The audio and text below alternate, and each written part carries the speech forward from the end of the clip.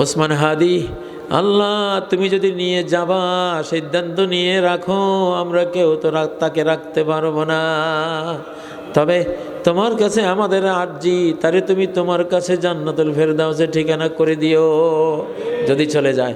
আর যদি তারা হায়াত থাকে, কোনো দিন সে মরবে না, হায়াত যতদিন আছে, তাহলে তারে সুস্থ করে শেফাই আজল কামিল নসিব করে আমাদের মাঝে ফেরত দাও আল্লাহ, আমাদের মাঝে ফেরত দাও আল্লাহ। বাংলাদেশকে যারা সংঘবদ্ধ আক্রমণ করছে, তুমি ডিক্লার দিয়েছো কোরআনে, এরা আমার বিরুদ্ধে যুদ্ধ করে, ওদের দমনের জন্য তুমি যথেষ্ট আল্লাহ, ওদেরকে দমন করে দাও। আর যাদের হেদায়েত কপালে আছে, হেদায়েত দিয়ে দাও, হেদায়েত দিয়ে দাও আল্লাহ। আল্লাহ, বাংলাদেশের যেসব প্রেসিডেন্ট প্রধানমন্ত্রী গেছে, যারা ইসলামের কাজ করেছে আল্লাহ, তাদেরকে তুমি মাফ করো। যারা ইসলামী দল, আমরা জানি প্রেসিডেন্ট জিয়া ইসলামী দলগুলোকে পারমিশন দিয়েছেন, নারায় তাকবীর, এই তাকবীর বন্ধ হয়ে গিয়েছিল 71, 72, 73, 74, 75 সাল পর্যন্ত। জিয়া যেদিন ক্ষমতায় আসে, সেদিন আবার নারায় তাকবীর শুরু হয়েছিল। আল্লাহ, জিয়ার কবরে সওয়াব পৌঁছাই দিও আল্লাহ। ইসলামী দলগুলোকে তিনি পারমিশন দিয়েছেন, তার কবরের সওয়াব পৌঁছাই দিও আল্লাহ। আমি ব্যক্তিগতভাবে তার সাথে হিজবুল বাহার সামুদ্রিক সফরে ছিলাম, আমাদের স্টাইফেন অনেক বাড়িয়ে দিয়েছিল, আল্লাহর সওয়াব তারে দিও আল্লাহ। আলিম ওলামাকে অনেক সম্মান দিয়েছিল, তুমি তার সওয়াব দিও আল্লাহ। সারা বিশ্বের মুসলমানরা তাকে নেতা মানত, তাকে আস্থাশীল মনে করতো আল্লাহ, তারে এর পুরস্কার তুমি দিও। আয় আল্লাহ, যেসব প্রেসিডেন্ট প্রধানমন্ত্রীরা এই বাংলাদেশে অতীতে অথবা নিকটে যারা এই জাতিকে তারা তোমার পথে চালিয়েছে, তোমার আদর্শ মতো যারা এই জাতির সেবা দিয়েছে, তাদের সবাইকে জান্নাত নসিব করো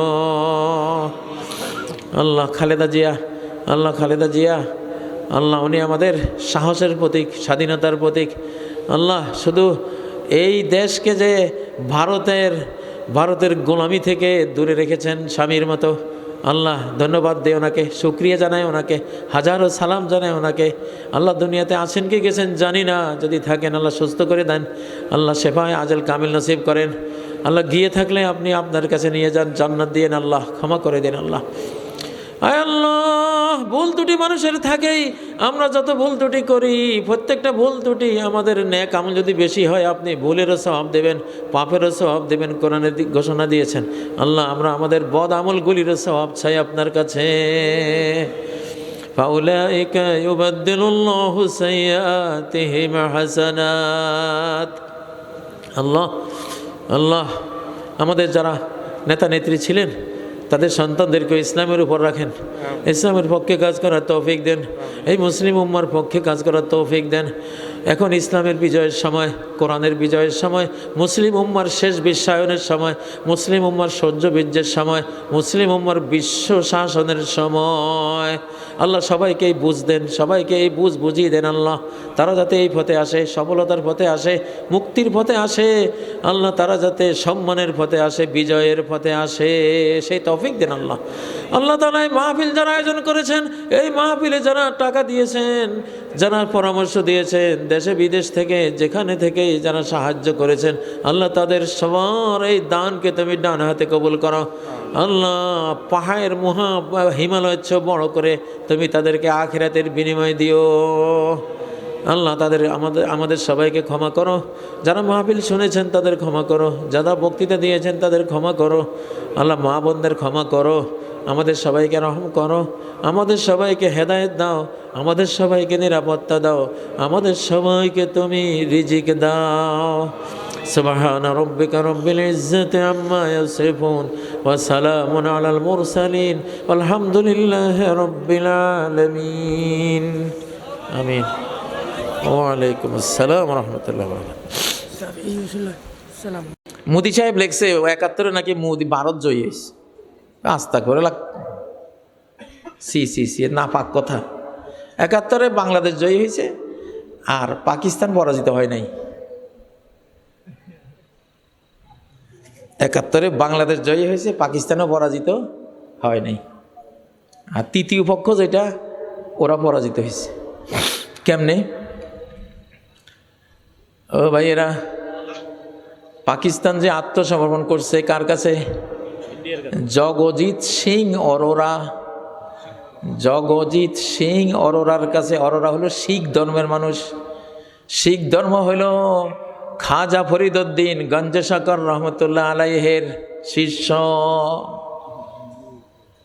শিখেরা হইল বেনামি মুসলমান, শুধু বেচারারা নামটা নিতে পারেনি। তাদের যেই ধর্মগুরু গুরু নানক, উনি শিষ্য ছিলেন কার? ফরিদউদ্দিন গঞ্জসাকর রহমতুল্লাহ আলাইহের। তাদের যে সাহেব নামক ধর্মগ্রন্থ আছে শিখদের, সেই ধর্মগ্রন্থে 112টা শ্লোক আছে ইসলামের, সুফিবাদের, বুঝছেন? শিখরা তারা একেশ্বরবাদী, এক আল্লাহবাদী। মুসলিমরা যেমন এক আল্লাহবাদী, শিখরাও কি এক আল্লাহবাদী। আবার শিখরা তারা জুলুম পছন্দ করে না, তারা অন্যায়ের বিরুদ্ধে লড়াই করে। মুসলিমরাও অন্যায়ের বিরুদ্ধে লড়াই করে। মুসলমানদের কথা হলো আখিরুল হিয়ালিস সাইফ, যখন সব পথ বন্ধ হয় তখন তলোয়ার তোলো, অস্ত্র ধরো, এর আগে না। শিখদের ধর্মগ্রন্থে লেখা আছে সকল পথ যখন বন্ধ তখনই কেবল দুর্বলকে বাঁচাবার জন্য, মজলুমকে রক্ষার জন্য, ন্যায় প্রতিষ্ঠার জন্য তখন অস্ত্র ধরতে পারবা, এছাড়া অস্ত্র ধরতে পারবা না। শিখ ধর্ম সব কিছু ইসলাম থেকে নিস। তো জগজিৎ সিং অরোরা এটা পাকিস্তানের মানুষ।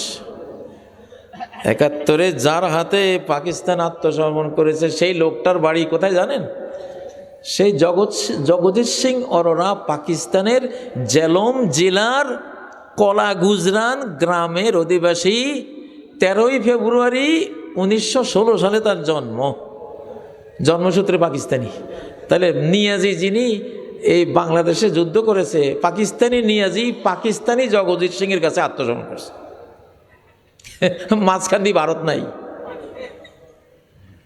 যেরকম নিয়ত করতে বলবেন সেই রকম নিয়ত করবে, এই অর্থে তুমি মুসলিম হয়ে যাও। হযরত ইব্রাহিম আলাইহিস সালাম, যিনি আবুল আম্বিয়া নবীগণের বাবা, আল্লাহর আলটিমেট ফ্রেন্ড, অন্তরঙ্গ বন্ধু, তিনি কি বলেছিলেন? قال أسلمت لرب العالمين,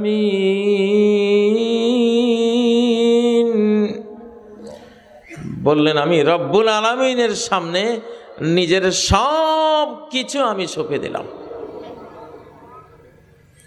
কারা কারা রাজি আছি? সমস্ত কিছু আল্লাহর হাতে তুলে দিলাম। আমরা তো মুসলিম, ঠিক না? তাহলে আমি যখন মুসলিম হব, আমার কথা ইসলামিক হইতে হবে, ঠিক না? কোরআন মতো হতে হবে। আমি বিপদে পড়লেও বলবো আলহামদুলিল্লাহ, সম্পদ পেলেও বলবো আলহামদুলিল্লাহ, সুস্থ থাকলেও বলবো আলহামদুলিল্লাহ, অসুস্থ হলেও আলহামদুলিল্লাহ। রোগের এত সওয়াব আল্লাহ দেবেন কিয়ামতের দিন, এত পুরস্কার দিবেন রোগীদেরকে তাদের রোগের উপরে, রোগের কারণে। সকল রোগী কিয়ামতের ময়দানে বলবে, হায় রে, যদি আরো আরো কত রোগ আমার হইতো, আজকে কত সওয়াব পাইতাম। কিন্তু দুনিয়াতে তো একটু অসুখ হলে বাবারে মারে গেছি রে, আমরা এগুলি শুরু করি, ঠিক না? তার রোগের সওয়াবটা নষ্ট হয়। নবী সাল্লাল্লাহু আলাইহি ওয়াসাল্লাম কোন রোগী দেখতে গেলে মাথায় হাত দিতেন, বলতেন তহুর লা বাস ইনশাআল্লাহ, তুমি খুব ভালো আছো, তহুর খুব ভালো আছো, মানে মনকে তার সাহসী করে তুলতেন, মনোবল দিতেন। মনোবলেই তো অর্ধেক রোগ সেরে যায়। আর মনোবল যদি খুব চূড়ান্ত মনোবল দিতে পারে, তাওয়াক্কুল আলাল্লাহ দিতে পারে, পুরো রোগ সেরে যায়। মহানবীজি মাথায় হাত দিয়েই তার আধ্যাত্মিক চিকিৎসা করতেন, স্পিরিচুয়াল। মন দুর্বল হলে শরীর কি হয়? দুর্বল হয়। ছাত্র জীবনে আমরা দেখতাম পরীক্ষার আগে অধিকাংশ ছাত্রের আমাশা হয়, ডিসেন্ট্রি হয়। কেন? পরীক্ষার ডরে। কিসের ডরে? পরীক্ষার ডরে, ফেল করার ডরে। মন যখন দুর্বল হয় ডিসেন্ট্রি হয়ে যায়, পেট খারাপ হয়, ডায়রিয়া হয়। আর মন সবল থাকলে এগুলি হয় না, মানুষ সুস্থ থাকে। ও ভাইয়েরা, এই জন্য মানুষ বিপদে পড়লে যখন হাহুতাশ করে, বিপদে পড়লে যখন বলে আমি কি দোষ করছি, আল্লাহ কি আর কাউকে দেখে নাই, তুমি আমার কেন এত বিপদ দিলা, এরকম কথা হয় কি না? এটা মুসলিমের চরিত্র না, মুসলিম চরিত্র না, মুসলিম কালচার না, এটা হলো কাফেরের চরিত্র। কেমন? আল্লাহ বলেন ইজা মাসসাহুল খায়রু মানুআ ওয়া ইজা মাসসাহুশ শাররু জাজুআ। যে আল্লাহতে অবিশ্বাসী অমুসলিম সম্পদ পেলে কৃপণ হয়ে যায়, আর বিপদ পেলে, বিপদে পড়লে জাজুআ, একেবারে হা হুতাশ, গেছি রে, আমার আর কি হবে, বেঁচে থেকে কি হবে, এইভাবে হয়। আমাদের সমাজে এরকম আছে কিনা? এটা মুসলিম এমন হবে না। মুসলিম বিপদে পড়লেও, হযরতে আইয়ুব আলাইহিস সালাম 18 বছর বিপদগ্রস্ত ছিলেন। কত বছর? 18 বছর। সারা শরীর ইতিহাস লেখে পচে গলে পোকা পড়ে গেছে। 18 বছরেও একটা দিন করেন নাই। আল্লাহকে অভিযোগ দেয়া তো দূরে থাকুক, করেন নাই। কেমন নবী ছিলেন! একদিন ওনার 2 বন্ধু বলতেছে, লাকাদ আযনাবা আইয়ুব যামবান, নিশ্চয় আইয়ুব এমন কোন বড় গুনাহ করেছে, তাকে মুনযু সামানিয়াতা আশারা আমান, 18 বছর হয়ে গেল, লাম ইয়ারহামহুল্লাহ, আল্লাহ তারে দয়া করলো না। কত বড় গুনাহ করেছেন, হয়তো না জানি কত বড় গুনাহ করেছে। আসলে তো আল্লাহর পরীক্ষা, এখানে গুনাহ না, আল্লাহ তার বন্ধুত্বের পরীক্ষা নিচ্ছেন। মুমিনের জীবনের সবই পরীক্ষা, মুমিনের জিন্দগির সব কি পরীক্ষা। আইয়ুব আলাইহিস সালাম এই কথা শুনে উনি বললেন, তোমরা তো বলছো আমি কি পাপ করেছি, অথচ আমি মানুষটা কেমন। আমি রাস্তা দিয়ে যখন হেঁটে যাই, যখন শুনি 2টা লোক ঝগড়া লাগছে, ঝগড়ার মধ্যে একজন যখন আল্লাহর নাম নিয়ে কসম করে, তখন আমি সাথে সাথে বাড়ি ফিরে যাই। আমি বাড়ি ফিরে গিয়ে আমি মনে মনে ভাবি, এই লোক যে আল্লাহর নাম নিয়েছে, ঝগড়ার সময় হয়তো মিথ্যা কসম করেছে। ঝগড়ার সময় মিথ্যা কসম তো অনেকেই করে। আমি তার ওই কসমের কাফারাটা আমি নিজে আদায় করে দেই, যে আল্লাহ আমার সামনে ওই লোক তোমার নামে কসম করেছে, যদি মিথ্যা হয় আমি কাফারাটা আমি দিয়ে দিলাম, তুমি রাগ হইও না। আল্লাহ। আর তোমরা বলতেছো আমি কত বড় পাপ করেছি, আমি তো আরেকজনের পাপ থেকেও আল্লাহর কাছে আমি ক্ষমা চাই, কাফারা আদায় করে দিই, যাতে সে ক্ষতিগ্রস্ত না হয়।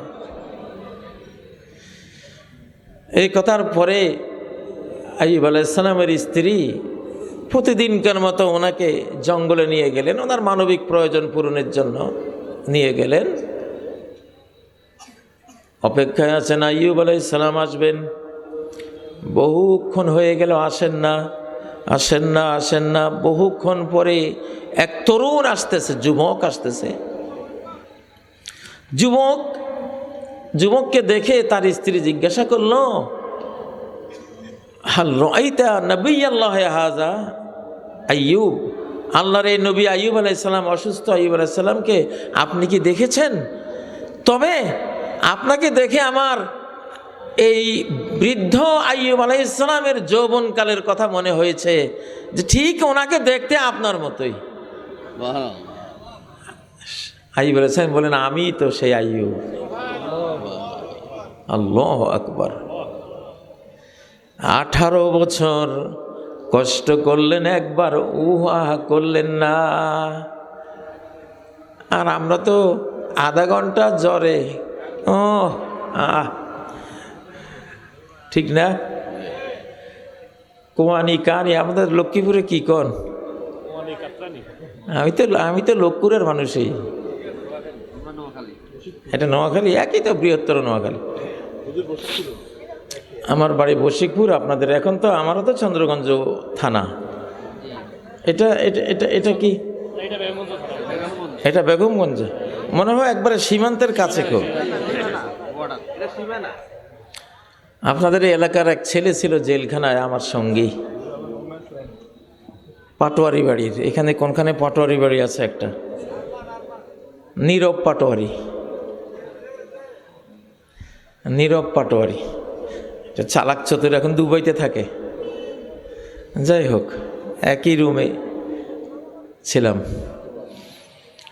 তো আজকে আমার লগে ওয়াদা করবেন, অসুখ হইলে কুয়ানি কাহানি বাদ দিবেন। কি বলবেন? আলহামদুলিল্লাহ। আইয়ুব আলাইহিস সালাম যদি 18 বছর তিনি কোন রকমের কোনো উহা না করে কাটাইতে পারেন, আমি আর আপনি মিয়া 2-4 দিন না 2-4 মাস। ইচ্ছা থাকিলে আল্লাহ তাআলা হযরত আইয়ুবকে এত বড় পুরস্কৃত করলেন। তার বাদশাহী ছিল, বাদশাহী ফেরত দিলেন, রাজত্ব ফেরত দিলেন, যত ধন সম্পদ হারিয়েছেন সব ফেরত দিলেন। ওয়াহাবনা লাহু আহলাহু ওয়া মিসলাহুম মাআহুম রাহমাতাম মিন ইনদিনা ওয়া যিকরা লিল আবিদিন। আমি তাকে তার যেই ছেলে মেয়েগুলি, স্ত্রীগুলি যারা হারিয়ে গিয়েছিল সব ফেরত দিলাম, সমস্ত সম্পদ ফেরত দিলাম, আর আরও যা আমার মনে চেয়েছে তাকে আমি দান করলাম আমার পক্ষ থেকে একটি রহমত রূপে। আর আমার যারা ইবাদত করবে কিয়ামত পর্যন্ত, তাদের জন্য একটি স্মরণিকা হিসাবে, একটি ইতিহাস হিসাবে, একটি দৃষ্টান্ত হিসাবে আমি আইয়ুবকে এই নেয়ামত দিয়েছি। আল্লাহ আমাদের কথা বললেন, ওয়াযিকরা লিল আবিদিন। ইবাদতকারী, আমরা তো ইবাদতকারী না, আমাদের জন্য সেটা একটা ইতিহাস। আরও কি নেয়ামত দিলেন আইয়ুব আলাইহিস সালাম? তিনি তার বাড়ির সামনে দাঁড়িয়ে আছেন, 2টা মেঘ আসলো। একটা মেঘ থেকে রূপার প্রজাপতি পড়তে শুরু করলো, আরেকটা মেঘ থেকে স্বর্ণের প্রজাপতি পড়তে শুরু করলো। আল্লাহু আকবার। 18 বছরের বিহীন ধৈর্যের ফল দিলেন, যে মেঘ থেকে স্বর্ণের প্রজাপতি, মানে স্বর্ণ দিয়া ভরাই দিছেন ওনারে, রূপা দিয়া ভরাই দিছেন। আর আখেরাতে আমরা আপনারা যারা জান্নাতে যাব, আমরা সবাই হব আলা কালবে আইয়ুব, আইয়ুব আলাইহিস সালামের হৃদয়ের উপরে। আমাদের সবার মন হবে কার মন? আইয়ুব আলাইহিস সালামের মন। আল্লাহু আকবার। আলা লিসানে মুহাম্মাদিন সাল্লাল্লাহু আলাইহি ওয়াসাল্লাম, মুহাম্মদ সাল্লাল্লাহু আলাইহি সাল্লামের ভাষা আরবি ভাষার উপরে থাকবে সবাই। আমাদের সবার ভাষা হবে কি? আরবি। তা আরবি পড়ার দরকার আছে না নাই? হ্যাঁ, নাকি শুধু ইংরেজি পড়ার দরকার? নোয়াখালী লক্ষ্মীপুরের বৈশিষ্ট্য হলো এটা দ্বিতীয় আরব। নোয়াখালী বৃহত্তর নোয়াখালীকে কি বলা হয়? দ্বিতীয় আরব। কি ইংরেজি শিক্ষিতের কারণে না আরবি? অবশ্যই আরবিদের কারণে। বিশ্বের বর্তমানে ফার্স্ট বিজনেস ল্যাঙ্গুয়েজ হলো আরবি ভাষা। ব্যবসার সবচেয়ে বড় ভাষা বর্তমানে কি? আরবি। আরবি ভাষা। ও ভাইয়েরা, তাহলে আইয়ুবের হৃদয়ের ওপরে সমস্ত জান্নাতীরা আমরা থাকব। আচ্ছা ভাইয়েরা, আমরা মুসলিম, আমাদের তো একটা কৃষ্টি কালচার আছে না নাই? আছে। চলা বলার, কাপড় পরার, পোশাক পরার ইসলামিক আল্লাহর পছন্দনীয় নিয়ম নীতি আছে না নাই?